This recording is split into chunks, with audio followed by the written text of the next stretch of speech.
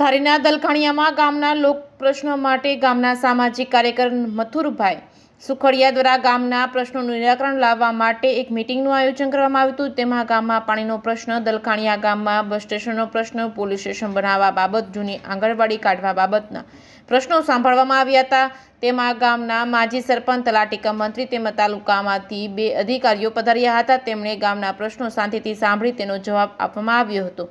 તે પ્રસંગે ગામના લોકો મોટી સંખ્યામાં હાજર રહ્યા હતા। શાંતિપૂર્વક લોકોએ પ્રશ્નો કર્યા હતા।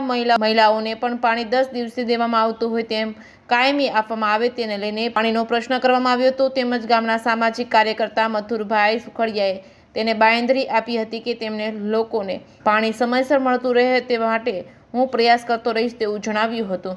જેકેએસ ન્યૂઝ ગુજરાતી સાથે સંજય વાળા, ધારી।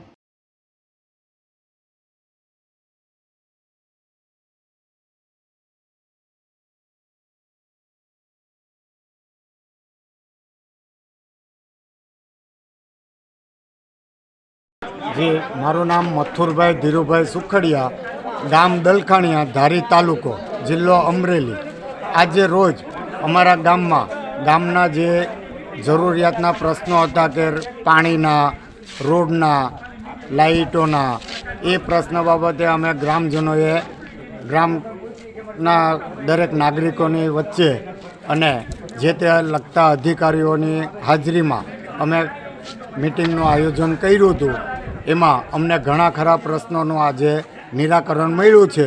અમુક પ્રશ્નો ટૂંક સમયમાં એ લોકો સોલ્વ કરીને આપશે એવું મને બાહેધરી લેટર સાથે રજૂઆત કરેલ છે।